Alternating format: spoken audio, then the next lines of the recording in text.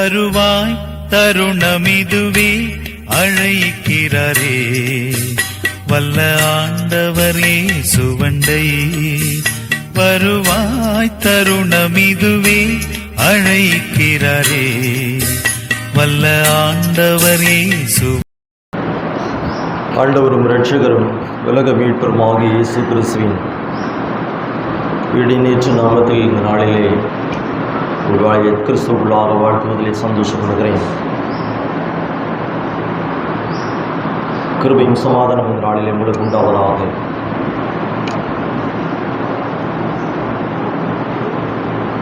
மகிமையான ஆண்டவர் அவருடைய பிள்ளைகளுடைய வாழ்க்கையிலே மகத்துவமான காரியங்களை வாழ்க்கையை செய்து அவருடைய திருச்சபத்தை கொண்டு வந்ததான நல்ல நோக்கத்திற்காக நான் ஆண்டவருக்கு நன்றி சொல்கிறேன். அளவில்லாத கிருபை நிமித்தமாக அவர் நம்மை தாங்கி வந்திருக்கிறார். அவருக்கு நன்றி சொல்லும் விதமாக தேவனுடைய பிள்ளைகளாயும் நாம் அவருடைய திருப்பாதத்துக்கு கடந்து வந்திருக்கிறோம். நமது அளவில்லாத கிருபை இது. ஆண்டவருக்கு நன்றி சொல்கிறேன். கடந்து போன நாட்கள் எல்லாம் விசேஷமாக தேவன் நம்மை நடத்தி வந்திருக்கிறார். எத்தனை விதமான சூழ்நிலைகள், எத்தனை விதமான கஷ்டங்கள், பாடுகள், சஞ்சலமான சூழ்நிலைகளை கடந்து வந்தாலும் என் ஆண்டவர் அவருடைய பிள்ளைகளை ஜீவனோடு கூட வைத்திருக்கிறார். அதற்காக நான் ஆண்டவருக்கு நன்றி சொல்கிறேன். எத்தனை ஜனங்கள் இந்த நேரத்தை காணாத சமயத்திலே ஆண்டவருடைய பிள்ளைகள் நாம் அவருடைய திருப்பாதத்தில் வந்திருக்கிறோம். அவருடைய மகத்துவமான அன்புகளுக்காக ஆண்டவருக்கு நன்றி சொல்கிறேன். கோடி நன்றிகளை சொன்னாலும் அவருடைய சமூகத்துக்கு அது பார்க்காது. சொல்லிக்கிட்டே இருக்கலாம். மகிழ்ச்சியோட கர்த்தருக்கு நீங்கள் ஆராதனை செய்ய வேண்டும். தேவனுடைய கிருபை அதுதான், தேவனுடைய விருப்பம் அதுதான். ஏன் இதற்காக இந்த நாளிலே திறந்து கொண்டதான பரிசுத்த வசனம் ஏசாயா தீர்க்க தரிசன புஸ்தகம் 35வது அதிகாரம் 10வது வசனத்தை வாசிக்கலாம். கர்த்தரால் மீட்கப்பட்டவர்கள் திரும்பி ஆனந்த களிப்புடன் பாடி சீயோனுக்கு வருவார்கள். நித்திய மகிழ்ச்சி அவர்கள் தலையின் மேல் இருக்கும். சந்தோஷமும் மகிழ்ச்சியும் அடைவார்கள். சஞ்சலமும் தவிப்பும் ஓடி போகும். இருந்தவனமாக கண்களை மீச்சுவிப்போம். எங்களை நேசிக்கிற நல்ல ஆண்டவரே, ஆசீர்வதிக்கப்பட்ட நல்ல சமயத்திற்காக மக்கள் நன்றி சொல்லுகிறோம். இருக்கிறவரும் இருந்தவரும் வருகிறவருமாகிய என் சேனைகளின் தேவனுடைய நாமத்தை உயர்த்தும் சிலாக்கியத்தை இந்த நாள் எங்களை தந்தமைக்காக நமக்கு நன்றி சொல்லுகிறோம். உடைய பரிசுத்தமான வார்த்தைகளை சற்று நாங்கள் தியானிக்க இருக்கிறோம். தேவ பிரசன்னம் எங்களை மூடிக்கொள்ளட்டும். ஆவியானவர் எங்களோடு கூட அசைவாடும்படியாய் ஒரு பாதத்தில் எங்களை தாழ்த்துகிறோம். எங்கள் சுயநலங்கள் இதில் கலவாதபடி அடிமைக்கத்தனம் அழைத்து வெளிப்படுவீராக. தேவநாமம் மகிமைப்படுத்தும். இயேசுவின் நாமத்தில் பிதாவே, ஆமென். கர்த்தருடைய பரிசுத்த வசனம் இவ்விதமாக சொல்லுகிற இந்த வசனத்தை நன்றாக நீங்கள் கவனியுங்கள். கர்த்தரால் மீட்கப்பட்டவர்கள் ஆனந்த களிப்புடன் பாடி சீயோனுக்கு வருவார்கள். நித்திய மகிழ்ச்சி அவர்கள் தலையின் மேல் இருக்கும். சந்தோஷமும் மகிழ்ச்சியும் அவருடைய வாழ்க்கையிலே அவர்கள் அடைவார்கள். சஞ்சலம் தவிப்பும் கடந்து போகும். அன்பான தேவனுடைய சனமே, கர்த்தரால் மீட்கப்பட்டவர்கள் அப்படின்னா யாரு? கர்த்தரால் அக்கா என்னமோ சொல்லுதாங்க. கர்த்தரால் மீட்கப்பட்டவர்கள் நாம தான். கர்த்தரால் மீட்கப்பட்டவர்கள் சொந்த இரத்தத்தினாலே அவருடைய தயவுள்ள இரக்கத்தின்படியே சுவீகார புத்திரராகும்படி ஆண்டவராகிய தெய்வம் நம்மை மீட்டெடுத்திருக்கிறார். அவருடைய சொந்த ஜனங்கள் அவருடைய சொந்த ஜனம். கர்த்தரால் மீட்கப்பட்டவர்களா நீங்களும் நானும் தான். கர்த்தரால் மீட்கப்பட்டவர்கள் சீயோன் அப்படின்னா என்ன அப்படின்னா, சீயோன்னா எதை குறிக்கிறது? சீயோன்னா சபையை குறிக்கிறது. இந்த நாட்களிலே சீயோன் அப்படின்னா சபையை குறிக்கிறது. கர்த்தரால் மீட்கப்பட்டவர்கள் நீங்களும் நானும் என்ன செய்யணும் அப்படின்னா, களிப்புடன் பாடி, சீயோன் திருச்சபை, மீட்கப்பட்ட ஜனங்கள் நீங்களும் நானும் எப்படி பாடணுமா? சீயோனுக்குள்ளே வரும் பொழுது, திருச்சபைக்குள்ளே வரும் பொழுது எப்படி பாடணுமா? களிப்புடன் பாடி வரும்பொழுது என்ன வருமா உங்களுக்கு? நித்திய மகிழ்ச்சி. கொஞ்ச நேரம் வந்துட்டு போகக்கூடிய சந்தோஷம் இல்லை, மகிழ்ச்சி கிடையாது. நித்திய மகிழ்ச்சி அவருடைய சிரசின் மேல் இருக்கும். எல்லையில்லா மகிழ்ச்சியும் சந்தோஷமும் அவருடைய உள்ளத்தை நிரப்பும். என்ன நோக்கத்தோடு நீங்க வர்றீங்க? பிரச்சனை இல்லாத மனுஷங்க அவருடைய வாழ்க்கையில கிடையாது, கஷ்டம் இல்லாத மனுஷங்க கிடையாது, பாடுகள் இல்லாத மனுஷங்களுக்கு கிடையாது. எப்போதும் சந்தோஷத்தோடு நீங்க இருக்கிறீங்களா? இவ்வளவு மகிழ்ச்சியா இருக்கீங்களா? வெல்கம், பரவாயில்ல, சந்தோஷம் தான். காட்டவர் அந்த கிருபையை உங்களுக்கு கொடுத்திருக்கிறார். ஆண்டவருக்கு நன்றி சொல்லுகிறேன். பாரத்தோடு வருகிறதான இந்த ஸ்தலத்துக்குள்ளே நீங்கள் வரும் பொழுது எப்படி வரணுமா? இது சீயோனுங்க, இது சீயோன், தேவனுடைய மகிமை தங்கியிருக்கக்கூடியதான இது சீயோன் திருச்சபை. இதை பார்க்க வரும்போது அந்த சஞ்சலம், கஷ்டம், கவலை, பாடுகளை எல்லாவற்றையும் நீக்கிறதான இந்த இடத்துக்கு வரும்பொழுது எப்படி வரணும்னா மகிழ்ச்சியோடு கூட வர வேண்டும். இல்லையில்லா மகிழ்ச்சியோடு களிப்புடன் தேவனை மகிமைப்படுத்திய பாடி அப்படியே சந்தோஷத்துக்கு அங்கிள் இப்படி பாடுறாங்க, அப்படி மகிமையோடு அவங்க பாடும் போதெல்லாம் சந்தோஷமா இருக்கும். தன்னை அறியாம பாடுறாங்க, அப்படி பாடி களிப்புடன் வரும் பொழுது நிச்சய மகிழ்ச்சியும் சந்தோஷமும் ஒரு மனிதனுடைய வாழ்விலே கிடைக்கும் என்று வேதம் சொல்லுகிறது. எத்தனை பேர் நம்ம அப்படி வந்துட்டு இருக்கோம்? வரல யாருமே, பரவாயில்ல, இருக்கட்டும். நெருக்கத்தோடு வாழ்கிறதா நம்முடைய ஜீவிய வாழ்விலே ஒரு விடுதலை வேணும். பிரச்சனையோடு வாழ்கிறதா நம்முடைய ஜீவிய வாழ்விலே ஒரு விடுதலை வேணும். பாடுகள், வேதனை இல்லாத மனுஷன் யாரும் இருக்காங்களா? இருக்காங்களா இல்லையா? அனுபவித்த வேதனை தான், அப்படித்தானே தம்பி? அனுபவித்த ஒரு மனிதனுடைய வாழ்க்கையில் வேதனைகள் உண்டு, பாடுகள் உண்டு, நெருக்கப்படுகிறான். ஆனாலும் அது எல்லாவற்றையும் நீக்க தேவன் ஒரு கிருபையை நமக்கு வைத்திருக்கிறார். அவர் அண்டி வாழ்வோம் என்று சொன்னால் சஞ்சலங்களையும் கஷ்டங்களையும் பாடுகளையும் ஆண்டவராகிய கடவுள் என்ன செஞ்சுவாரு? நீக்கி போட்டுருவார். கடிகாரம் கரெக்டாக பார்க்குற மாதிரி இருக்கு எல்லாரும். யாருக்கு கடிகாரத்தான் பார்க்காதீங்க, முடிச்சு தான் விடுவீங்க. நீங்கள் உறங்கினாலும் சரி, நீங்கள் அசதியாக இருந்தாலும் சரி, எப்படின்னா சரி, கர்த்தருடைய வார்த்தைகள் உங்களுக்கு உரைக்கும் வண்ணம் நீங்கள் கவனமாக இருங்கள். வாசிக்கலாம். இன்னைக்கு பார்த்தீங்கன்னா கர்த்தரால் மீட்கப்பட்டவர்கள் அப்படி சொன்னா நம்மளா கர்த்தருடைய மீட்கப்பட்டவர்கள். மகிழ்ச்சியோடு பாடுறோம், கைதட்டி பாடுறோம், ஆராதிக்கிறோம், மகிமைப்படுத்துகிறோம். கடந்த நாட்களில் பார்த்தீங்கன்னா எனக்கு நெருக்கங்கள் அதிகம். ஒரு பக்கம் நெருக்கம்னா சொல்ல முடியாத நெருக்கங்கள், யார்ட்டையும் சொல்லலை, வேதனைகள் தான். அலுவலகம், என்னுடைய தனிப்பட்ட ஜீவியத்தில், என்னுடைய அலுவலகத்தில் எல்லாம் பார்த்தீங்கன்னா நெருக்கப்படுகிறேன். அந்த சமயத்தில் தான் இந்த வார்த்தையை தேவனாகிய கடவுள் எனக்கு தந்தார். நீ எதுக்காக அழைக்கப்பட்டிருக்கிற? ஊழியங்களை நிறைவேற்றக்கூடியதான ஒரு சமூகம், ஒரு சூழ்நிலை, நீ நடக்க வேண்டிய காரியங்கள் அநேகம் உண்டு, அதை செய்யக்கூடியதான ஒரு சூழ்நிலைகள். இது ஒரு சின்ன நெருக்கமா? எல்லாவற்றையும் கர்த்தர் மாற்றுவார், எல்லாவற்றையும் கர்த்தர் கடந்து போக பண்ணுவார். இப்படி ஜெயிச்சு கடந்து வாழ்வோம் அப்படின்னு சொல்லுகிறதான சூழ்நிலைகளை என் ஆண்டவர் இந்த வார்த்தையை எனக்கு தந்தார். மகிழ்ச்சியோடு கூட நான் கர்த்தரை அந்த நாட்களிலே தியானிக்க, அந்த வார்த்தைகளை தியானிக்க ஆரம்பித்தேன். சந்தோஷம் மகிழ்ச்சி வேணும் தானே நம்ம கர்த்தரோட சமூகத்துக்கு வந்திருக்கிறோம். இதுதானே தம்பி? சந்தோஷம் மகிழ்ச்சி வேணும் வேண்டாயா? சும்மா ஒரு சடங்காசரமா கர்த்தரை ஆராதிக்க வந்திருக்கிறோம் அப்படின்லாம் இல்லை. மகிழ்ச்சியும் சந்தோஷமும் என்னுடைய வாழ்க்கையிலும், என் குடும்ப வாழ்க்கையிலும், எங்களுடைய பிள்ளைகளுடைய வாழ்க்கையிலும், என் நமத்துக்களுடைய வாழ்க்கையிலும், என் திருச்சபையுடைய வாழ்க்கையிலும் இருக்கும் அப்படின்னு தான் நம்ம என்ன வந்திருக்கிறோம். ஆனந்த கழிப்புடனே அவருடைய சமூகத்தில் வந்து பாடி ஆராதித்து என்னுடைய விண்ணப்பங்களை தேவ சமூகத்தில் ஏறெடுக்கும் பொழுது சஞ்சலங்களை இந்த இடத்துல மாற்றி நீங்கள் கடந்து போகலாம். எல்லாவற்றையும் மாற்றிக்கிடும் இந்த செய்யும் உங்களுடைய வாழ்க்கையில். என்ன நடந்துச்சு அப்படின்னா, பிலிப்பியர் புஸ்தகத்தில் என்ன சொல்லப்பட்டிருக்கு அப்படின்னா, பிரசங்கி சொல்கிறோம், பிரசங்கி ஒரு இடத்துல சொல்கிறோம், 1ஆம் அதிகாரம் 14வது வசனம். 1ஆம் அதிகாரம் 14வது வசனம். சூரியனுக்கு கீழே செய்யப்படுகிற காரியங்களை எல்லாம் வாசிக்க. 1:14.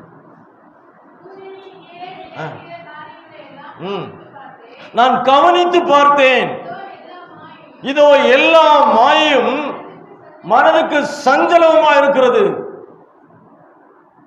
சூரியனுக்கு கீழே நடக்கிறதான எல்லா சம்பவங்களையும் கவனித்து பார்க்கும் பொழுது எல்லாம் எப்படி இருக்கு? மனசுக்கு வருத்தமா இருக்கு, சஞ்சலமா இருக்கு, வேதனைகளா இருக்கு. இதெல்லாம் மனிதன் கடந்து போக வேண்டிய ஒரு சூழ்நிலை.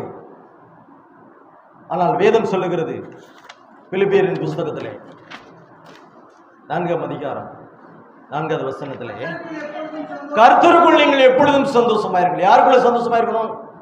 அல்லேலூயா. நீங்கள் கர்த்தருக்குள்ளே எப்போதும் சந்தோஷமா இருக்க வேண்டும். எல்லாம் கடந்து போகும் என்று ஒரு விசுவாச பாதையில் நீங்கள் செல்வீர்கள் என்று சொன்னால் உங்கள் வாழ்விலே சஞ்சலம் இருக்காது, கவலை இருக்காது, அது உங்களை நெருங்காதுங்க. தேவனுடைய விசுவாச வார்த்தைகளை உங்கள் முன்னிட்டு நீங்கள் கடந்து செல்லும் பொழுது அது உங்களை காப்பாற்றும். சஞ்சலத்தை ஜெயிக்கலாம், வேதனைகளை ஜெயிக்கலாம், கண்ணீரை ஜெயிக்கலாம். என் ஆண்டவர் உங்களோடு கூட ஒரு கிருபையினால் உங்களை தாங்குவார். சபையானது சீயோனுக்கு ஒரு சங்கீதம் 100 எவ்விதமாக சொல்ல, நீங்கள் எப்படி தேவனை ஆராதிக்க வேண்டும்? 100ஆம் அதிகாரம் 1வது வசனம். எப்படி ஆராதிக்கணுமா? எப்படி வரணும்? கம்பீரமாய் கர்த்தரை நீங்கள் ஆராதிக்க வேண்டும், கம்பீரமாய் கர்த்தரை நீங்கள் பாட வேண்டும். அப்படி பாடி மகிழ்ச்சியோட, துக்கத்தோட அல்ல, சஞ்சலத்தோட அல்ல, பிரச்சனையோட அல்ல, வேதனையோட அல்ல, நீங்கள் என்ன செய்யணும்? மகிழ்ச்சியோடு கர்த்தருக்கு ஆராதனை செய்ய வேண்டும். உங்களுடைய துதிகளின் சத்தத்தை என் ஆண்டவராகிய கர்த்தருடைய சமூகம் கேட்டு உங்கள் பிரச்சனைகளை எல்லாவற்றையும் மாற்ற அவர் ஆயத்தமாக இருக்கிறார். நம்ம இன்னைக்கு ஆயத்தமா இருக்கிறோமா? வேதனைகளை சுமந்து கொண்டிருக்கிறோம், பாடுகளை சுமந்து கொண்டிருக்கிறோம், கஷ்டங்களை சுமந்து கொண்டிருக்கிறோம். ஓரமாக ஒதுக்கி கர்த்தருடைய சமூகத்தில் கூட ஆண்டவரே இதை ஏற்றுக்கொள்ளும், எனக்கு விடுதலை தாரும், என் சஞ்சலங்கள் மாற வேண்டும், என் பாடுகள் மாற வேண்டும் சொல்லி என்றைக்காவது ஒரு நாள் எப்போ ரொம்ப கஷ்டப்படும் போது அப்படி சொல்லியிருந்திருப்போம். ஆனால் வேதம் சொல்லுகிறது, இன்னைக்கு வரும்போது எத்தனை பேர் மகிழ்ச்சியோடு வர்றோம்? நம்ம இந்த சீனுக்குள்ள வரும்போது எத்தனை பேர் மகிழ்ச்சியோடு வர்றோம்? எத்தனை பேர் மகிழ்ச்சியோடு வந்திருக்கிறோம்? வர்றோம். அக்கா வர்றா. Yes, God bless you. அவர்களை ஆசீர்வதிக்க. மகிழ்ச்சியோடு நீங்கள் கர்த்தருக்கு ஆராதனை செய்து ஆனந்த சத்தத்தோட எப்படி வரணும்? அவர் சன்னதி மேல் வர வேண்டுமா? மகிழ்ச்சியோடு கர்த்தருக்கு ஆராதனை செய்ய வேண்டும், கரங்களை தோடி கர்த்தருக்கு ஆராதனை செய்ய வேண்டும், மகிழ்ச்சியோடு பாடணும், உற்சாகமாய் பாடி அவருடைய நாமத்தை உயர்த்தும் பொழுது ஆனந்த சத்தத்தோட அவர் சன்னதி முன் வரும் பொழுது அதுக்கப்புறம் என்ன சொல்ற? வாசல்களில் எப்படி இருக்கணுமா? வாசல்கள் எப்படி வரணுமா? துதியோடு வரணும். ஒரு வாசல்களிலே உள்ள வரும் பொழுது துதியோடு வரணும். பிரகாரங்களிலே வரும் பொழுது எப்படி வரணும்? புகழ்ச்சியோடு வரணும். உடைய உயர்ந்த நாமத்தை நீங்கள் துதிக்கணும். பிரகாரம், பரிசுத்த ஸ்தலம், மகா பரிசுத்த ஸ்தலத்திலே தேவன் வாசம் விடுகிறார். எப்படி வரணுமா? பிரகாரங்களில் புகழ்ச்சியோடு நீங்கள் பிரவேசித்து அவருடைய நாமத்தை நீங்கள் ஸ்தோத்தரிக்க வேண்டும். 4வது வசனம். அவருடைய பிரகாரங்களில் புகழ்ச்சியோடும் பிரவேசித்து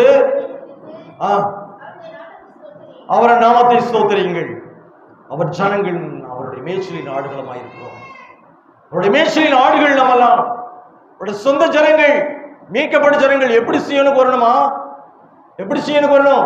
கம்பீரமாய் பாடணும், ஆனந்த சத்தத்தோட பாடணும், மகிழ்ச்சியோடு கூட அவருடைய துதியின் சத்தத்தை சொல்லி வரணும், துதியை சொல்லணும். ஏன்னா மீட்கப்பட்ட ஜனங்கள் இப்படித்தாங்க கர்த்தரை ஆராதித்து சீயோனுக்குள்ள வரணுங்க. சஞ்சலத்தை போற்றுகிறதான இந்த சீயோன் இது, அதுக்குள்ள கவலையோடு கூட வரக்கூடாது, பாரத்தோடு வரக்கூடாது. எல்லாவற்றையும் பிரகாரத்தில் ஒதுக்கி வச்சிருங்க. எல்லாவற்றையும் ஆண்டவர் எல்லாவற்றையும் நேர்த்தியாய் உங்களுடைய ஜீவிய வாழ்விலை செய்வார். எப்படின்னா, ஒரு மனுஷன் இருந்தாங்க. யார் இருந்தா அப்படின்னா, பிலிப்பியர் 4ஆம் அதிகாரம், பிலிப்பியர் 4ஆம் அதிகாரம் 8-9 வசனங்களை வாசிப்போம். இந்த நன்றாக கவனியுங்கள் சகோதரரே. உண்மை உள்ளவைகள் எவைகளோ, ஒழுக்கம் உள்ளவைகள், நீதி உள்ளவைகள், கற்புள்ளவைகள், நற்கீர்த்தி உள்ளவைகள், புண்ணியம் எதுவோ, புகழ் எதுவோ, அவைகளே நீங்கள் சிந்தித்துக் கொண்டிருங்கள் வாழ்க்கையிலே. அப்பொழுது நீங்கள் நலம் பெறுவீர்கள், உங்கள் வாழ்வு செழிப்பாகும். உங்கள் சிந்தை எப்படி இருக்கணும்? பிலிப்பியரில் சொல்லப்படுதானே, இந்த வசனங்களுடைய வார்த்தைகளுடைய ஜீவியம் இருக்கும் என்று சொன்னால் எவைகளை நீங்கள் ஜெயித்து வாழலாம், எல்லாவற்றையும் செய்து வாழ. புகழ் எது? புண்ணியம், நற்கீர்த்திகள், அன்புள்ளவைகள், உண்மையான ஜீவியம், ஒழுக்கமுள்ள காரியங்கள் உங்கள் ஜீவிய வாழ்வில் இருக்கும் என்று சொன்னால் எல்லாவற்றையும் அதன் காலத்திலே கர்த்தர் நேர்த்தியமாக செய்வார். அதாங்க வேதம். வேதம் அப்படித்தான் சொல்லுகிறது. நீங்கள் இதை ஜெயித்து வாழ வேண்டும் என்று சொன்னால், சஞ்சலங்களுடைய வாழ்விலே வராமல் இருக்க வேண்டும் என்று சொன்னால், உங்கள் ஜீவிய வாழ்விலே இதை நீங்கள் பின்பற்றுவீர்கள் என்று சொன்னால் உங்கள் வாழ்விலே கர்த்தர் ஜெயத்தை தர முடியும். துன்மார்க்கமாய் வாழக்கூடாதுங்க. ஜெயமற்றவர்களாய் நீங்கள் வாழ வேண்டும். உங்கள் ஜீவிய வாழ்விலே இதை நீங்கள் நடைமுறைப்படுத்துவீர்கள் என்று சொன்னால் நித்திய மகிழ்ச்சி உங்கள் தலையின் மேல் இருக்கும். இதுல ஒன்று குறையா இருந்தால் இது எல்லாவற்றையும் நம்ம குறையாதான் இருக்கிறோம். கிருபை நாட்களை எல்லாவற்றையும் தேவன் தயவாய் நமக்கு என்ன செஞ்சிருக்கிறார்? மன்னிச்சிருக்கிறார். மன்னிச்சு நம்ம தயவோடு கூட ஒவ்வொரு நாளும் நம்மை நடத்தி வந்திருக்கிறார். யோபு பக்தன் சொல்லுகிறான், 1ஆம் அதிகாரம் யோபின் புஸ்தகம் 14ஆம் அதிகாரம் 1வது வசனத்தை வாசிக்கலாம். ஸ்திரீனிடத்தில் பிறந்த மனுஷன் வாழ்நாட்கள் கொஞ்சம் சஞ்சலம் மிகுதியானவனுமாக இருக்கிறான். யோபு பக்தன் விதமாக சொல்லுகிறான், வாழ்க்கையிலே அவருடைய ஜீவியத்திலே உத்தமம் இருந்தது, உண்மை இருந்தது, அன்பு இருந்தது, கற்பு இருந்தது, நன்மையான காரியங்களை செய்து வந்ததான யோபுடைய ஜீவிய வாழ்விலே தேவன் அவருடைய உத்தமத்தை சோதிக்கும்படியாக சாத்தானிடத்தில் ஒப்புக் கொடுக்கிறார். சஞ்சலத்தில் நெருக்கப்படுகிறான், பிரச்சனையால் நெருக்கப்படுகிறான், வியாதி, பலவீனம், சுகவீனங்கள் அவனை நெருக்குகிறது. எப்படி அவனை சோதிக்கும்படியாக தேவன் சாத்தான் இடத்துல கொடுக்கிறார். நமக்கெல்லாம் அப்படி ஒரு பிரச்சனை வந்துச்சுன்னா நம்மளாம் ஒரே நாள் செத்து போயிடும் இல்ல, அப்படி ஒரு பிரச்சனை அவனுக்கு. அவன் சொல்றான், ஸ்திரீனிடத்திலே பிறந்த மனுஷன் வாழ்நாட்கள் கொஞ்சம் தான். அவர் எத்தனை வருஷம்? 70 வருஷம். பலத்தினால நல்லா சாப்பிட்டு, நல்ல பழங்களும் ஃப்ரூட்ஸ் கிட்ஸ் நல்லா சாப்பிட்டு, சத்தான புஷ்டியான உணவுகளை சாப்பிட்டா தம்பி எத்தனை வருஷம்? வேதம் என்ன சொல்லுகிறது? 80 வருஷம். ஆனா அதுக்கு மேல கடவுள் கிருபையாய் ஆயுசு நாட்களை தன்னுடைய பிள்ளைகளுக்கு தந்திருக்கிறார். யோபு எத்தனை வருஷம் தான்? 400 வருஷம் அப்படி உயிரோடு இருந்து 4 தலைமுறையை கண்டான். எப்படிப்பட்ட ஆசீர்வாதங்கள் அவனுக்கு! ஏன் தெரியுமா? அவனுடைய உத்தமத்திலே அவன் நிலைத்திருந்தான். சஞ்சலம் தான் அவனுக்கு, பிரச்சனைகள் தான், வேதனைகள் தான், நெருக்கப்படுகிறான். சரீரத்திலே அவனை சோதிக்கும்படியாக தேவன் என்ன செஞ்சாரு? சாத்தானுடைய கருத்திலே கொடுக்கிறார். சஞ்சலத்தினாலே நெருக்கப்படுகிறதான யோபனுடைய வாழ்க்கையிலே அவனுடைய ஜீவியத்தில் என்ன இருந்தது? என்ன இருந்தது? உண்மை இருந்தது, உத்தமம் இருந்தது, கர்த்தரிலே அவன் நிலைத்திருந்தான். கர்த்தருடைய ஜீவிய வாழ்விலே அவன் நிலைத்திருந்தான். பிரியமானவர்களே, அவன் என்ன சரீரத்தில் புண்ணு தானே, சரீரத்தில் புண்கள், வியாதி, பிள்ளைகளை இழந்துட்டான், சொத்துக்களை இழந்துட்டான், எல்லாவற்றையும் இழந்த, ஆடு மாடுகள் ஒட்டகங்கள் எல்லாவற்றையும் இழந்து போனதானே யோபுடைய வாழ்க்கையிலே அவன் நெருக்கப்படுகிறதான ஒரு சூழ்நிலைகள். சஞ்சலம்னா என்ன? துக்கம் தானே. சஞ்சலம்னா துக்கம் தான். துக்கம்னாலே சஞ்சலம், வேதனை. வேதனை சரீரத்தில் மாத்திரமல்ல, தன்னுடைய ஜீவியத்தில் வேதனை. எதை நினைச்சாலும் பிரச்சனை, எதை நினைச்சாலும் வேதனை. எல்லாவற்றுக்கும் என் ஆண்டவருடைய சீயோனிலே உங்களுக்கு விடுதலை இருக்கிறது. இங்கே விடுதலை இருக்குங்க. சீயோன், இந்த சீயோனிலே உங்கள் சஞ்சலங்கள் மாற்றப்படும், வேதனைகள் மாற்றப்படும், பிரச்சனைகள் மாறும், எல்லாம் மாறும். ஏன்னா உத்தமமாய் உங்கள் ஜீவி வாழ்வில் நீங்கள் இருப்பீர்கள் என்று சொன்னால், நற்கீர்த்தியான காரியங்களை உங்களுடைய வாழ்வில் நீங்கள் செய்வீர்கள் என்று சொன்னால், இது எல்லாவற்றையும் நீங்கள் ஜெயிக்க முடியும். என் ஆண்டோட கிருபை உங்களோட கூட இருக்கும். அங்கே யோபுக்கு இருந்தால் இருக்குங்கள். யோபுக்கு அவ்வளவு விதமாக இருக்கும். எல்லாவற்றையும் இழக்கிறான், எல்லாவற்றையும் இழந்தான். இழந்ததுக்கு அப்புறமும் அவனுடைய வாழ்வில் அவன் எல்லாவற்றையும் இழந்தான். எல்லாரும் அவனை ஏவனா கேவலமா பார்த்திருப்பாங்க. இப்படி சொரிறான். அவனை பார்த்த சரீரத்தை பார்த்தா ஒரு அசிங்கமான ஒரு சூழ்நிலை, நெருக்கப்படுகிறான். அவனோட வாழ்க்கையில என்ன நடக்குமோங்கிறதான ஒரு தவிப்பு, வேதனை, கவலைகள், நெருக்கப்படுகிறதா ஒரு சஞ்சலம். ஆனாலும் அவன் சொல்றான், 27ஆம் அதிகாரம் 5வது வசனத்திலே வேதத்தில் யோபு 10 சொல்லுறான், 27:5 சொல்லுகிறான். இப்படி பாத்தீங்கன்னா 27:5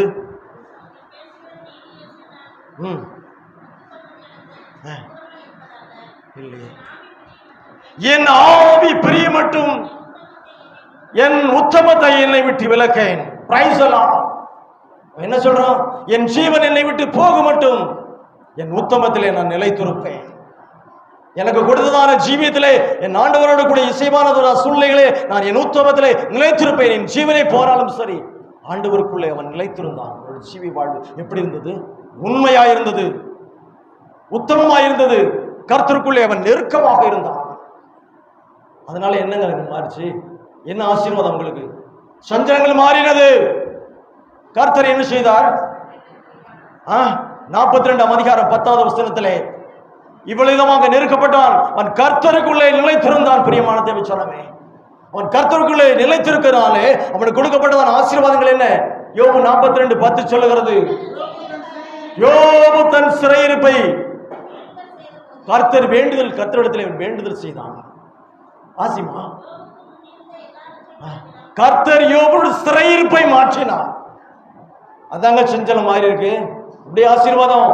நீங்களும் நானும் கர்த்தரிலே நிலைத்திருப்போம் என்று சொன்னால், நீங்களும் நானும் கர்த்தருடைய மகிழ்ச்சியா இருப்போம் என்று சொன்னால், நீங்களும் நானும் கர்த்தருடைய வார்த்தைகளை நீங்கள் கவனிப்போம் என்று சொன்னால், அவருடைய வார்த்தைகளின்படி நம்முடைய ஜீவி வாழ்வை கொண்டு போவோம் என்று சொன்னால், புண்ணியம் செய்யணும், புகழது, நற்கீர்த்தி, அன்பு, ஒழுக்கம், கற்புள்ளவைகள் நம்முடைய வாழ்க்கையில் இருக்கும் என்று சொன்னால் சஞ்சலங்களை ஜெயித்து வாழலாம். யோபன் கர்த்தருக்குள்ளே நிலைத்திருந்தான். தேவன் கிருபைப்படுவீராக. இந்த இடத்துல என்ன நடந்தது?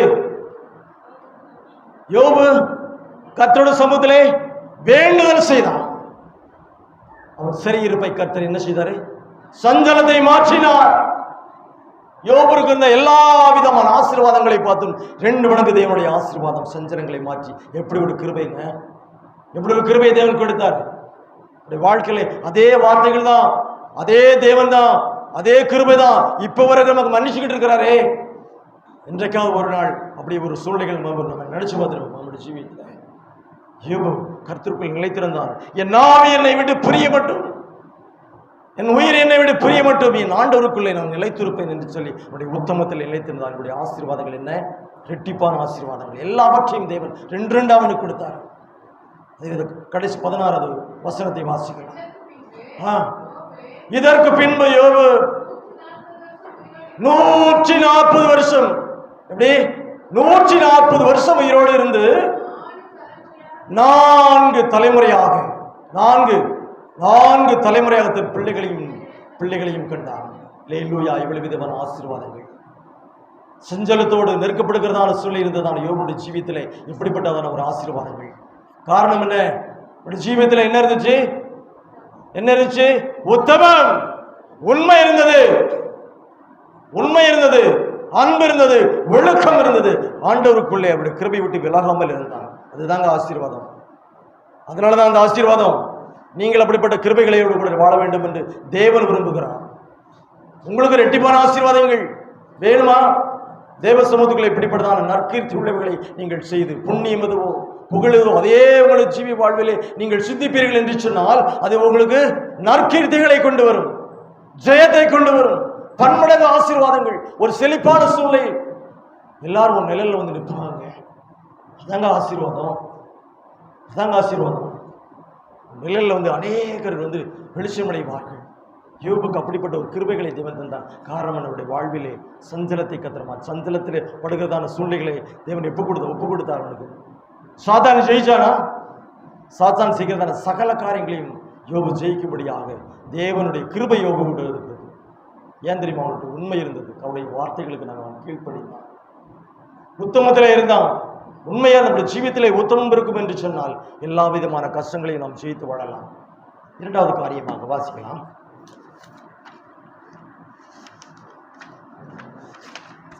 ஆதியாகமம் புஸ்தகம்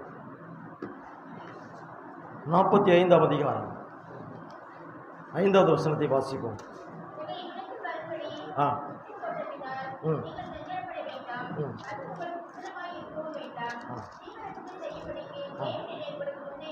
இன்னொரு நாளை வாசிக்கலாம். இன்னொரு டே வாசிக்கலாம். என்னை இவ்விடத்திற்கு வரும்படி விற்று போட்டதினால் நீங்கள் சஞ்சலப்பட வேண்டாம், அது உங்களுக்கு விசனமாக இருக்க வேண்டாம். ஜீவ ரட்சணை செய்யும்படிக்கு தேவன் என்னை உங்களுக்கு முன்னே அனுப்பினார். ஆபிரகாமினுடைய சந்ததி ஈசாக்குடைய பிள்ளைகள் யாக்கோபு, இன்னொருத்தர் ஏசா. யாக்கோபை தேவன் அதிகமாக ஆசீர்வதித்தார். யாக்கோபுடைய பிள்ளைகள் எத்தனை பேர்? 12 பேர். 12 கோத்திரங்களையாக தேவன் பிரித்தார். 12 பிள்ளைங்க யாக்கோபுக்கு. அதுல முதிர் வயதுல ஒரு பிள்ளைய பெற்றார். 37ஆம் அதிகாரம் 1வது வசனத்தை வாசிப்போம். 37:1. யாக்கோபு தன் தகப்பன் தங்கியிருந்த கானான் தேசத்திலே யாக்கோபு போய் தங்குறார். 12 பிள்ளைகளோடு கூட யாக்கோபு போய் எங்க தங்குறாரு? தன் தகப்பன் தங்கியிருந்ததான கானான் தேசத்திலே போய் யார் தங்குறா? யார் தங்குறா? யாக்கோபு தங்குறார். 12 பிள்ளைகள் உங்களுக்கு. அந்த 3வது வசனத்திலே வாசிப்போம். இஸ்ரவேலின் முதிர் வயதிலே யோசேப்பு தனக்கு பிறந்ததினால் எல்லாரை பார்க்கிலும் அதிகமாய் நேசிச்சான். யாரு? யாக்கோபு வயசான நாட்களிலே யோசேப்பை பெற்றதினாலே அவன் மேல ஒரு பட்சமாய் இருந்தது. ஒரு அதிகமாய் அவனை நேசிச்சான். 12 பிள்ளைகளையும் யாக்கோபு ஒன்று போல் நேசிச்சிருக்கணும். யோசேப்பு மேல அவனுக்கு அதிக பட்சம், அதிக நேசம் இருந்தது. நம்ம வீட்லேயும் 2-3 பிள்ளை இருந்துச்சுன்னு சொன்னால் ஒரு பிள்ளை மேலே கொஞ்சம் அதிகமான பாசம் இருக்க தான் செய்யும். இருக்கா இல்லையா? இருக்கா இல்லையா? இருக்கும், மனசுக்குள்ள இருக்கும், வெளியே சொல்ல மாட்டேங்க, இருக்கும். அப்படி இல்லைங்க, எல்லாரையும் நேசிக்கணும், எல்லாரையும் பாரபட்சம் இல்லாமல் பார்க்கணும். நீங்கள் தேவன் பாரபட்சம் இல்லாதவர் இல்லையா? அவருடைய பிள்ளைகள், அவரால் மீட்கப்பட்ட ஜனங்கள், நம்ம என்ன பாரபட்சம் இல்லாமல் என்ன செய்யணும்? பிள்ளைகள் மேலே அன்பு செலுத்தணும். யாக்கோபு ஏன்னா யோசேப்பு என்ன செஞ்சிருக்க? தன்னோட சகோதரிகள் செய்கிற எல்லா காரியத்தையும் அப்பாட்ட போட்டு கொடுக்குறான். யாரு? அவங்க செய்கிற விசனமான காரியங்களை எல்லாவற்றையும் யாக்கோபுட்ட யோசேப்பு என்ன செய்யறாரு? சொல்லுவானா போய் அப்பப்போ. வயசான நாட்கள்ல யாக்கோபுக்கு யோசேப்பு பிறந்ததுனால அவன் மேல அவனுக்கு ஒரு அதிகமான நேசம் இருந்தது. நேசம் இருந்ததுனால என்ன செஞ்சாரா? அவனுக்கு பல விதமான அங்கிகளை, ட்ரெஸ்ஸை கொடுத்து போட்டு அழகு போறான். யோசேப்பு ஒரு சௌந்தரியமான, ஒரு அழகுள்ளதான ஒரு மகன், ஒரு புத்திரன், அழகான ஒரு பையன், பார்க்க பார்க்க பார்க்க அழகா இருக்கும். அப்படி யோசேப்பை பார்க்கும்போது யாக்கோபுக்கு அவன் மேல அதிகமான ஒரு நேசம். நேசனால மற்றவன் பிள்ளைகள்லாம் பார்த்தவன இவன் மேல அவனுக்கு அப்படியே மற்ற பிள்ளைங்க ஒரு பிள்ளை ஒரு மாதிரி நடத்தினா மற்ற பிள்ளை பார்க்கும்போது அப்பா அம்மால கோபம் வராது. அந்த பிள்ளை மேல பிள்ளைகளுக்குள்ள சண்டை எடுத்து விட்டுருவோம் நம்மளையும். அப்படித்தானே? அப்படிதான். இவனை யோசேப்பை பார்க்கும் போதெல்லாம் அப்பா அம்மால அதிகமா பாசம் வச்சிருக்கிறாரு. உடனே சகோதரர்கள் எல்லாரும் யோசேப்பை பார்த்த உடனே கோபம் வருது அவங்களுக்கு. அவனை பகைக்கிறாங்க. விசேஷத்த ஞானம் இருந்தது, ரூபவதி, அவன் நல்ல சௌந்தரியமான அழகுள்ளவனா இருந்தான். அப்பாவுடைய ஆசீர்வாதம் அவனுக்கு இருந்தது. அவன் சொப்பனம் காக்குறான், விசேஷ ஞானம், எல்லாத்தையும் இந்த மாதிரி காரியங்கள் எல்லாம் தன் சகோதரர்கள் சொல்றான். நான் சொப்பனம் காண்கிறேன், வயல்ல போய் அருகில் இருக்கிறோம், என்னுடைய அருகில் தான் வயந்திரிக்கு, நீங்க இருக்கிற அருகில் எல்லாம் இப்படி என்னை சுத்தி நின்று என்னைய கும்பிடுது அப்படின்னு சொன்னா எங்களுக்கு கோபம் வருமா? வராதா? கோபம் வருது. திருப்பி பகைக்கிறாங்க. சூரியன் சந்திரன் எல்லாம் என்னை வணங்குது அப்படின்னு சொல்றான். இது தேவனுடைய வெளிப்பாடு, தேவனுடைய சித்தம் அது. அதை சொல்றான். இவங்களால தாங்க முடியல, கோபம் வருது இவங்களுக்கு. ஒரு காலத்துல அப்பாவும் தாயும் யாக்கோபுடைய மனைவியே உடனே நாம வளர்க்கணுமோ அப்படிங்கிற ஒரு காலகட்டத்தில் அவனை கோவப்படுறாங்க. யார? யோசிப்பை பார்த்து. உண்மையே சொல்றாங்க. பின் நாட்களிலே எல்லாவற்றையும் தேவன் அதை செய்தார். இப்படி ஒரு விசேஷத்த கிருபை இருந்த உடனே இவங்க என்ன பார்க்குறாங்க? சகோதரருக்குள்ளே ஒரு பகை உண்டாகிறது. அவனை பார்க்கத்தோடனே இவங்களுக்கு எல்லாம் கோபம் வருது. 11 பேருக்கு என்ன செய்யறாங்க? அவனை பகை வந்த உடனே இவனை கொல்லதுக்கு ரெடி பண்றாங்க. யார? பிரியமாக வாழ்ந்ததுதான் யோசேப்பை தன்னுடைய சகோதரர்கள் என்ன செய்யணும்? பழிவாங்க நினைக்கிறாங்க. காரணம் அவர்களிடத்துல என்ன இருந்தது? பொறாமை. சகோதரர்களுக்குள்ளே பொறாமை ஏற்படுகிறது. சொன்னாத்தான் கேட்டுக்கிட்டாங்க, கேட்க முடியல, அவங்களால சீரணிக்க முடியல. பொறாமப்படுறாங்க. பொறாமப்பட்டு இவனை கொன்றுன்னு முடிவு பண்றாங்க, தகப்பனுக்கு தாய்க்கு தெரியாம. அப்படி சூழ்நிலைகள் எல்லாம் அங்கே உருவாகிறது. தேவன் தெரிந்து கொண்ட பிள்ளையை யாரும் கொல்ல முடியுமா? தேவன் தெரிந்து கொண்ட பாத்திரத்தை யாராலும் ஜெயிக்க முடியுமா? முடியாதுங்க. உங்களை என்னையும் தேவன் தெரிந்து கொண்டார் என்று சொன்னால், பிரச்சனைகள், பாடுகள், வேதனைகள், சஞ்சலங்கள் உங்களை நெருக்கும் என்று சொன்னால் யாரும் உங்களை ஜெயிக்க முடியாதுங்க. நீங்க கவலை இல்லாமல் உங்கள் பிரயாணங்களை நீங்கள் தொடர்ந்து செய்யுங்க. கர்த்தர் உங்கள் வாழ்விலே உங்களை நிலைத்திருக்க பண்ணுவார். உங்கள் காரியங்களில் நீங்கள் சரியா செஞ்சுக்கோங்க. அங்கே அவங்க மேல பொறாமப்படுறான். பொறாமப்பட அவங்க கொல்லதுக்கு ரெடி பண்றாங்க. அதுல ஒருத்தன் சொல்றான், 26வது வசனம், நாம் நம்முடைய சகோதரனை கொன்று அவன் ரத்தத்தை மறைப்பதனால் நமக்கு லாபம் என்ன? அவனை கொல்ல வேண்டாம், அவனோட ரத்தத்துக்கு நாம் பதில் சொல்ல வேண்டியிருக்கும். ஏன்னா ஆதி நாட்களிலே யாரை கொண்டான்? காயின் யாரை கொண்டாரு? ஆபேலை கொண்டுட்டான். ரத்தம் பேசுறது, கர்த்தர் சும்மா விட்டாரா? அதே மாதிரி சொல்றான், அவனோட ரத்தத்தை மறைப்பதால் நமக்கு லாபம் என்ன? அதுக்கப்புறம் என்ன சொல்றாங்க அவனை?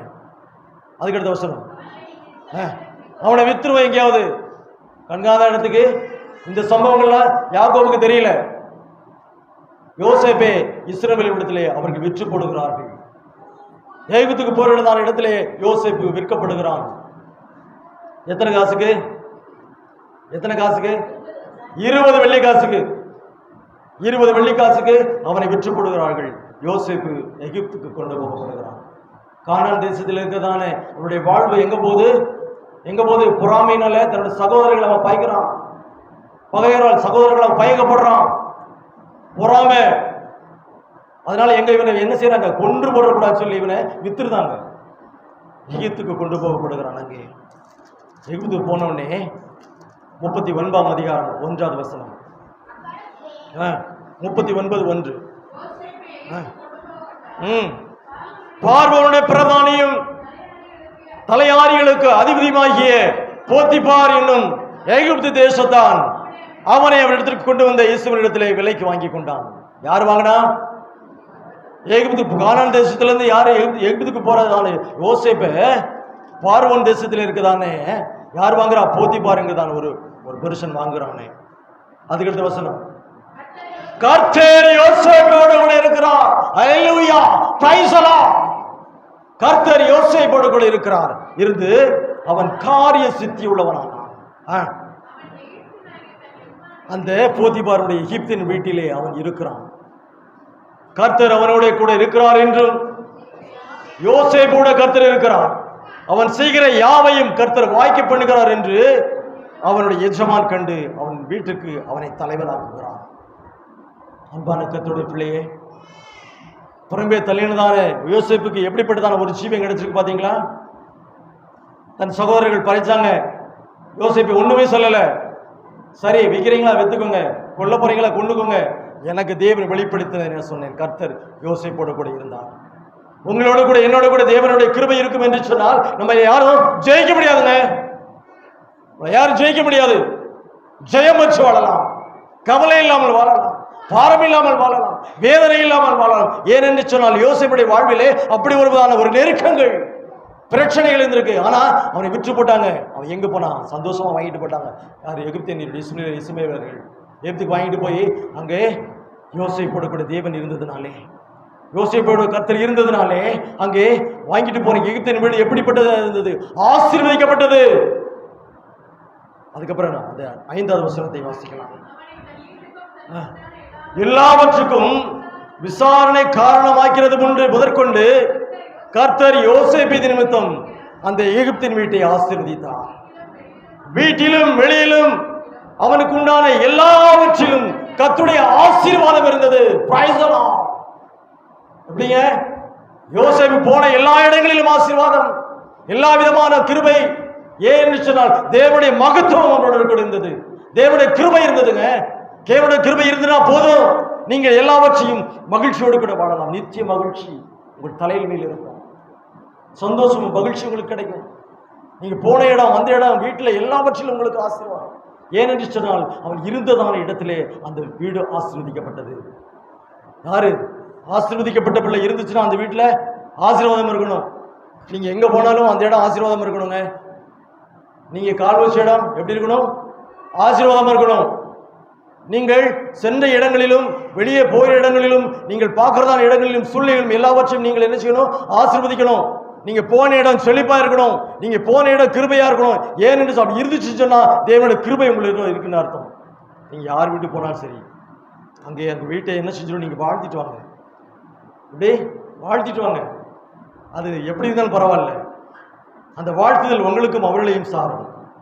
அப்பதான் நீங்க வாழ்த்தி ஜெபம் பண்ணிட்டோ வாழ்த்திட்டு சொல்லிட்டு சமாதான வார்த்தைகளை சொல்லிட்டு வந்தீங்கன்னா அவர்கள் நலமாயிருந்தார்கள் என்று சொன்னால் கர்த்தருடைய கிருபை உங்களோட கூட இருக்குன்னு அர்த்தம். ஏனென்று சொன்னால் யோசேப்போடு கூட கர்த்தருடைய கிருபை இருந்ததுனாலே அந்த எகிப்தினுடைய வீடு ஆசீர்வதிக்கப்பட்டது. அப்படிப்பட்ட ஆசீர்வாதம் உள்ள மனுஷனை என்ன செஞ்சாங்க? வித்துட்டாங்க.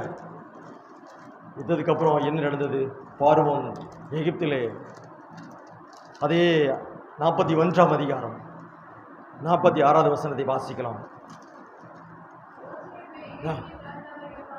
எகிப்தினோடு கூட இருக்கிறான்.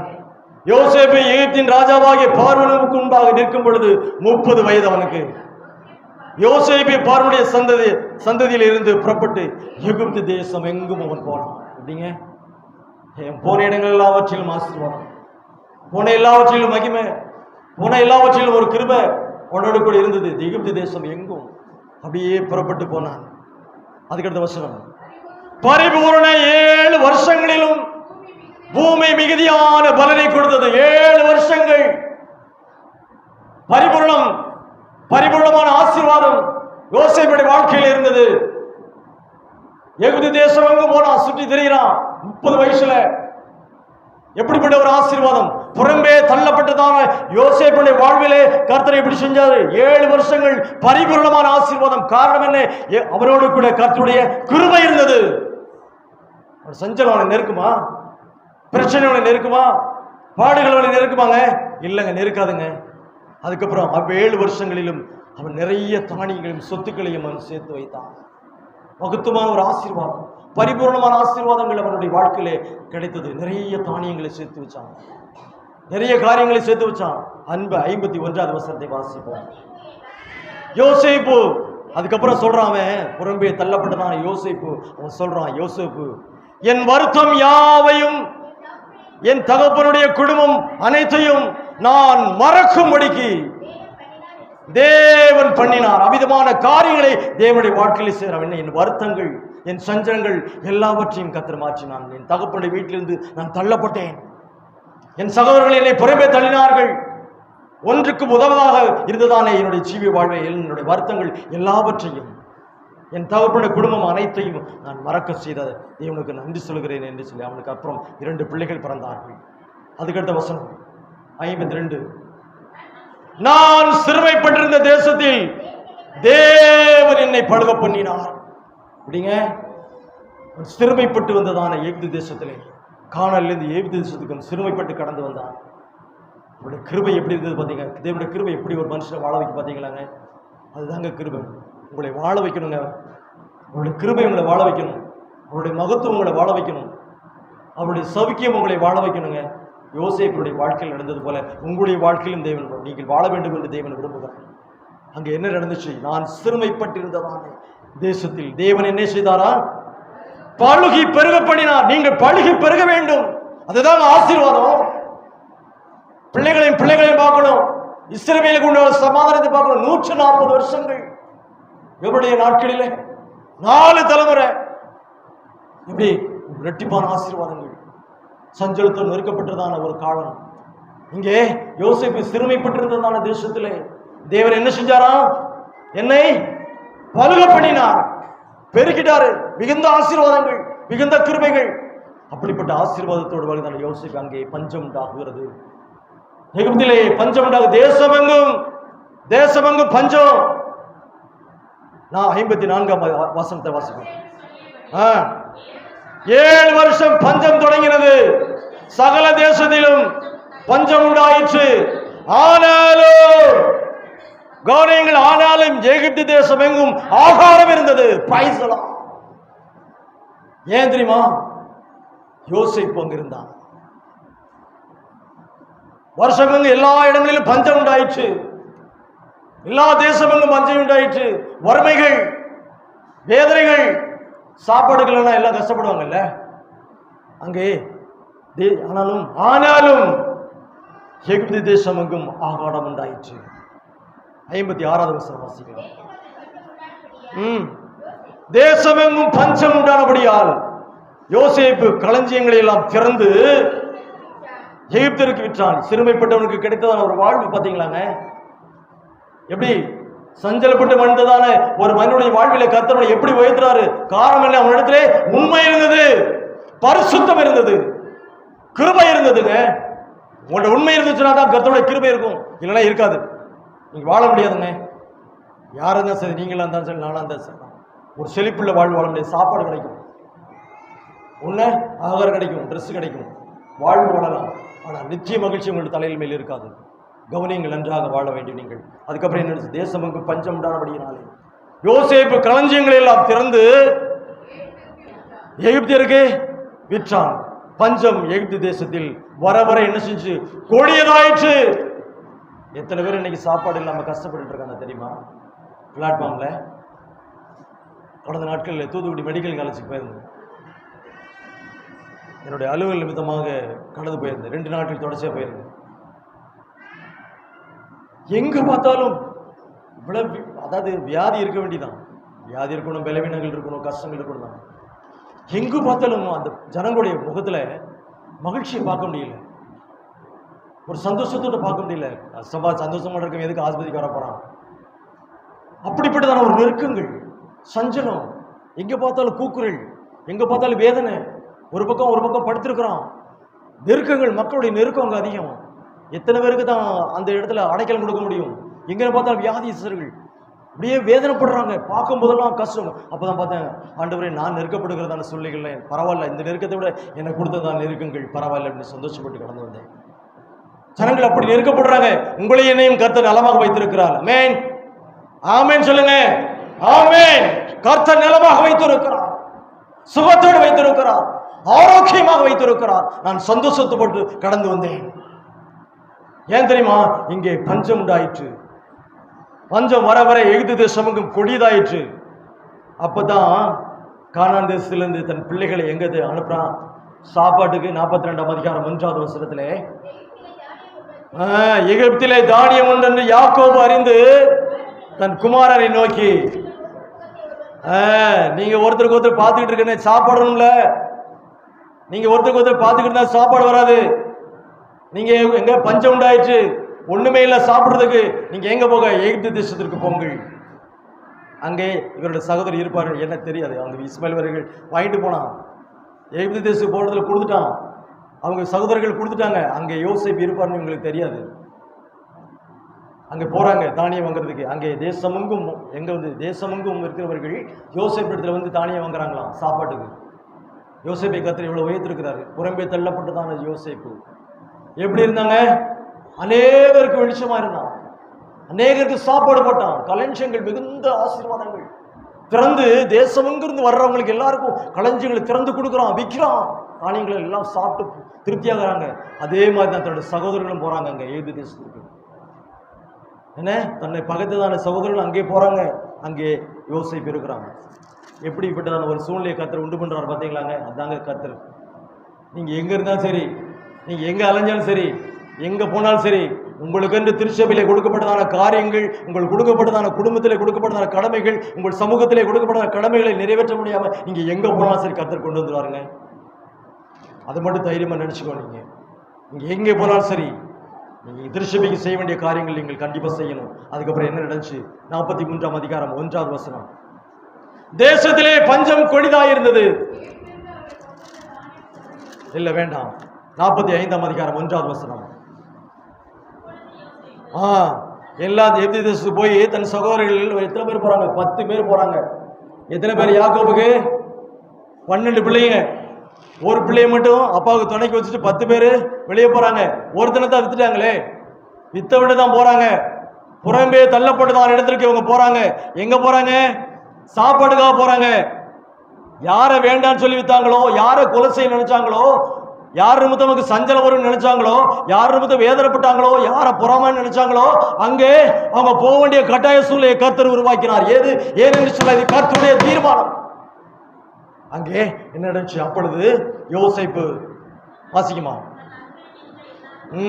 யோசேப்பு தெரிஞ்சிச்சு தன்னுடைய சகோதரர்கள் தான் அப்படின்னு. இவங்களுக்கு தெரியல. 10 பேர் போய் நிக்கிறான், தானியம் வாங்கிறதுக்கு நிக்கிறான், சாக்கு மூடைகளை வச்சுக்கிட்டு நிக்கிறான். வாசிக்குமா, எல்லோருக்கும் முன்பாக தன்னை அடக்கி கொள்ள கூடாமல்.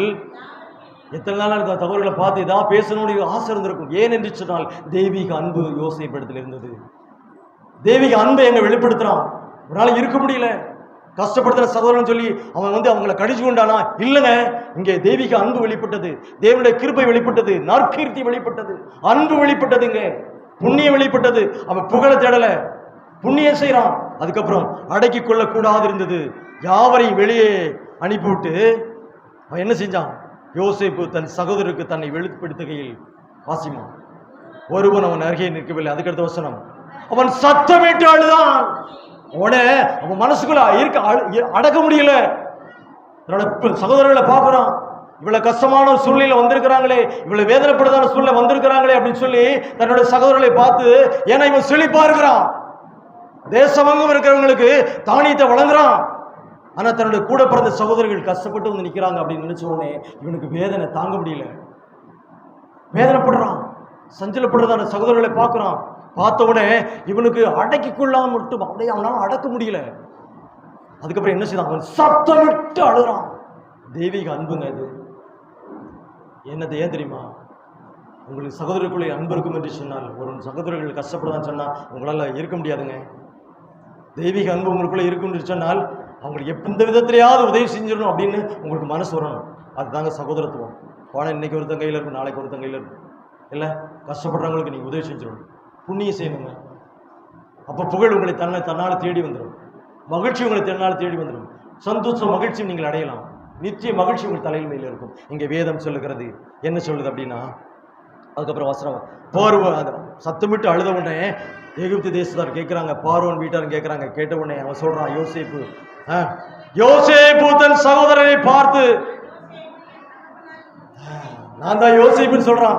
அப்படியே புறம்பே தள்ளப்பட்டதானே தன்னுடைய சகோதரத்துல சொல்றான், நான் தான் யோசேப்பு, நான் தான் உங்க சகோதரன், என் தகப்பன் இன்னும் உயிரோடு இருக்கிறாரா, என் அப்பா இன்னும் உயிரோடு இருக்கிறாரா என்று சொல்லுகிறான். இவன் உயர்ந்த ஸ்தானத்தில் இருக்கிறத பார்த்த உடனே அவனுடைய சகோதரர்கள் என்ன செய்யறாங்க? கலக்க முடியுதான், பக்கத்துல போக முடியல. ஆனா அவன் எப்பவும் அப்படிதான் இருக்கிறான், ஒண்ணு போல தான் இருக்கிறான் யோசேப்பு. ஏன் என்று சொன்னால் தேவனுடைய கிருபை அவர்கிட்ட இருக்குங்க, அன்பு இருக்கு, மகத்துவம் இருக்கு, பிரியம் இருக்கிறது யோசேப்பு இடத்துல. ஆனா சகோதரன் பக்கத்துல போகுது. ஏனென்று சொன்னால் கர்த்தர் யோசேப்போடு இருக்கிறார். ஏனென்று சொல்ல எகிப்து தேசம் எங்கும் எந்த ஸ்தானத்திலே தேவன் வைத்திருக்கிறான். பக்கத்துல போவதுக்கே பயப்படுறான். யாரு? சகோதரர்கள் எல்லாம் பக்கத்துல போவதுக்கே பயப்படுறான், திகைத்து நிற்கிறார்கள். இன்னொன்னு அவன் சொல்றான், 4ஆம் அதிகாரத்து வசனம், கிட்ட வாருங்கள், என் பக்கத்துல நீங்க வாங்க, சகோதரை பார்த்து அன்பு செலுத்துறான், என் கிட்ட வாருங்கள் என்று சொன்னான். அவர்கள் கிட்ட போனார்கள். அப்படிதான் சொல்றான், நீ எகிப்து தேசத்திலிருந்து போகிற இடத்தில் விற்று போட்ட உன் சகோதரனாகிய யோசேப்பு நான் தான். இஸ்மாயில் இடத்துல விற்று போட்டீங்களே, எகிப்து தேசத்துக்கு போகிற இடத்துல என்னை விற்று போட்ட யோசேப்பு உன் சகோதரர்கள் அவன் நான் தான். இவங்களுக்கு எப்படி இருந்திருக்கும்? நீ தன்னால படபட இருந்திருக்கும், வேதனைப்பட்டிருப்பான், கஷ்டப்பட்டிருப்பான். ஐயோ, இவனை விட்டு ஒரு இடத்துல திருப்பி வந்து நிக்கிறமே. ஏன் இல்லை, ஒரு இடத்துல ஒருத்தங்க கஷ்டப்படுத்துறோம்னு வச்சுக்கோங்களேன், திருப்பி அவங்ககிட்டயே போய் நிற்போம்னா நமக்கு கொஞ்சம் அசிங்கமா தானே இருக்கும். இல்லை, ஹியூமன் பீயிங், மனுஷனுடைய மனம் அப்படி இல்லை, அப்படித்தானே? ஒருத்தர் வேதனைப்படுத்துறோம், நம்ம ஒருத்தனை கஷ்டப்படுத்துறோம், ஏதோ ஒரு சூழ்நிலையில அவன்கிட்ட போய் நிற்க வேண்டிய ஒரு சூழ்நிலைகள் நிற்க வேண்டிய ஒரு காலகட்டம் வருது. மனசு கொஞ்சம் வேதனையா இருக்கும்ல, அதாங்க செஞ்சணும். வேதனைப்பட்டு அவன்கிட்ட போய் நிற்கணும். நன்மைக்கு நிற்குமோ, வேண்டுதல் நிற்குமோ, ஏதோ தேவைக்காக நிற்குமோ, ஏதோ ஒன்றுக்காக நிற்கும் போது மனசு எப்படி? அப்படிதான் யோசிப்பு. ஆனால் யோசிப்புக்கு தெரியல. சகோதரர்களை பார்த்தா உனக்கு அன்பு புரியும். ஐயோ, வேதனைப்படுறாங்களே, நம்ம எந்த ஸ்தானத்தில் இருக்கிறோம், ஆனால் சகோதரர்களை கஷ்டப்படுறாங்களேன்னு சொல்லி அவன் வருத்தப்படி கிட்ட வாங்க அப்படின்னு கூப்பிட்டுட்டு, நீங்கள் எவ்வித தேசத்தில் விற்று போட்ட உங்களோட சகோதரன் நான் தான் அப்படின்னு சொல்றான். சொன்ன உடனே அதுக்கப்புறம் சொல்றான், சொல்லிட்டு இவ்விடத்தில் வரும்படி விற்று போட்டதினாலே நீங்க வருத்தப்பட வேண்டிய அவசியம் இல்லை, நீங்கள் சஞ்சலப்பட வேண்டாம், நீங்கள் வேதனைப்பட வேண்டாம், கவலைப்பட வேண்டாம் சொல்லிட்டு, இது உங்களுக்கு விசனமா இருக்க வேண்டாம். விசனம்னா என்ன? ஒரு பாரம். விசனம்னா ஒரு பாரம். அப்படி மனசெல்லாம் விசனமா இருக்கு. நம்ம சொல்றோம்ல, ஒரு பாரமா இருக்குமா வீட்டில் ஏதாவது ஒரு சில நம்ம கலந்து பேசும்போது ரொம்ப பாரமா இருக்குங்க. இந்த விஷயத்தை நினைக்கும் பொழுது, இந்த விஷயத்தை நினைக்கும் போது ரொம்ப வேதனையா இருக்கு. வேதனை, ஒரு பாரம், ஒரு துக்கம், ஒரு சொல்றான், நீங்க இதை குறித்து சஞ்சலப்பட வேண்டாம், இது உங்களுக்கு விசிரமா இருக்க வேண்டாம். அவன் சொல்றான் ஒரு ஆறுதலான வார்த்தைகள். கவலைப்படுதான இடத்துல நீங்க விசிரப்படாதீங்க, நீங்க கவலைப்படாதீங்க, நீங்க சஞ்சலப்பட வேண்டிய அவசியம் இல்லை, எல்லாவற்றையும் நேர்த்தியமாய் உங்களுக்கு எல்லாவற்றையும் நான் செய்யறேன்னு சொல்லும் பொழுது ஒரு மகன் மனசுக்கு என்ன கிடைக்கும்? ஒரு சந்தோஷம் கிடைக்குமா இல்லையா? கிடைச்ச உடனே அதுக்கப்புறம் சொல்றான், ஜீவரட்சணை செய்யும்படிக்கு தேவன் என்னை உங்களுக்கு முன்னே எகிப்து தேசத்தில் அனுப்பினார். ஜீவரட்சணை என்ன? ஜீவன் கொடுக்கும்படிக்கு, உங்களை காப்பாற்றும்படிக்கு. இது தேவனுடைய தீர்மானம், தேவனுடைய திட்டம். உங்களை காப்பாற்றும்படிக்கு என்னை உங்களுக்கு முன்பாக இந்த எகிப்து தேசத்துக்கு தேவன் அனுப்பி வைத்தார். அதனால் நீங்கள் சஞ்சலப்படாதீங்க. எப்படி ஆறுதல் சொல்றான்? இப்படிதாங்க ஆறுதல் சொல்லணும். சஞ்சலப்படுகிறவர்களுக்கு நீங்கள் ஆறுதல் சொல்ல வேண்டும். வேதனைப்படுகிறவர்களுக்கு நீங்கள் ஆறுதல் சொல்கிற பிள்ளைகள் கர்த்தருடைய பிள்ளைகளாக இருக்க வேண்டும். அப்போ நித்திய மகிழ்ச்சி உங்கள் தலைமையில் மேல இருக்கும். கனம் மகிமை உங்களுக்கு உண்டாகும், புகழ் உண்டாகும், புண்ணியம் உங்களுக்கு கிடைக்கும். சொன்ன உடனே அங்கே ஜீவரட்சணை உங்களுக்கு உண்டாகும்படிக்கு தேவன் என்னை அனுப்பி, உங்களுக்கு உயிர் உண்டாகும்படி, உங்களை காப்பாற்றும்படிக்கு தேவன் என்னை இந்த இடத்துக்கு அனுப்பி வைத்தார். அதுக்கடுத்த வசனம், 2 வருஷம் பஞ்சாயிருக்கு, 7 வருஷம் பரிபூர்ண ஆசீர்வாதங்கள், அதுக்கப்புறம் 7 வருஷம் பஞ்சம், அது 2 வருஷம் முடிஞ்சிருக்கு, இன்னும் 5 வருடங்கள் இருக்கிறது. 7வது வசனம், பூமியிலே உங்கள் வம்சம் ஒழியாமல் இருக்க உங்களை ஆதரிப்பதற்காகவும் பெரிய ரட்சிப்பினால் உங்களை உயிரோടെ காப்பதற்காகவும் தேவன் என்னை உங்களுக்கு முன்பே எகிப்து தேசத்திற்கு அனுப்பினார். தேவனுடைய தீர்மானம், தேவனுடைய கிருபை. உங்களை ஒரு காரியத்தை செய்ய சொன்னார்னா நீங்க செஞ்சிருங்க, அதுல தாமதிக்க கூடாது. ஏன் சொன்னால் உங்களுடைய, ஏன்னா அவனும் யாக்கோபுடைய வம்சம். யாரு? யோசேப்பு யாக்கோபுடைய வம்சம், யாக்கோபுடைய மகன். சந்ததியை அழியக்கூடாது என்பதற்காக தேவன் எல்லா விதமான காரியங்களை முன்னக்கூடியே செஞ்சிருக்கிறார் அப்படின்னு சொல்றான். ஏந்தனா நாட்களிலே பஞ்சம், உங்களை ஆதரிக்கணும், உங்களுடைய ஜீவனை காப்பாற்றணும், உங்க வம்சம் ஒழியாம இருக்கணும். வம்சம் முக்கியங்க. நம்மள கர்த்தருடைய பிள்ளைகள், கர்த்தருடைய ராஜ்யத்தின் மேன்மைக்காக அழைக்கப்பட்டவர்கள். நம்மெல்லாம் கர்த்தருடைய ராஜ்யத்தை பரப்புவதற்காக அழைக்கப்பட்டவர்கள்.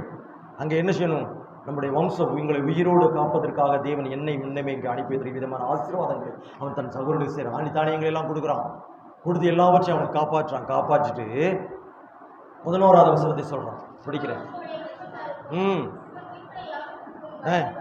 உமக்கும் உம்முடைய குடும்பத்தாருக்கும் உமக்கு இருக்கிற யாவற்றுக்கும் வறுமை வராதபடிக்கு அங்கே உம்மை பராமரிப்பேன். இன்னும் 5 வருஷம் பஞ்சம் இருக்கும். உம்முடைய குமாராக யோசேப்பு சொல்றாங்க, அப்பாட்ட போய் இதெல்லாம் சொல்லுங்கன்னு சொல்றான். அதுக்கப்புறம் 13வது வசனம், எகிப்திலே எனக்கு உண்டாயிருக்கிற சகல மகிமை நீங்கள் கண்ட யாவையும் என் தகப்பனுக்கு அறிவியுங்கள். சீக்கிரமா எங்க அப்பாவை என் இடத்துல கூட்டு வாருங்கள். எகிப்து தேசத்திலே எனக்கு இருக்கதான மகிமை, எனக்கு இருக்கதான மேன்மை, எனக்கு இருக்கதான கனமை எல்லாவற்றையும் யார்கிட்ட சொல்லுங்க? எங்க அப்பாட்ட போய் சொல்லுங்க.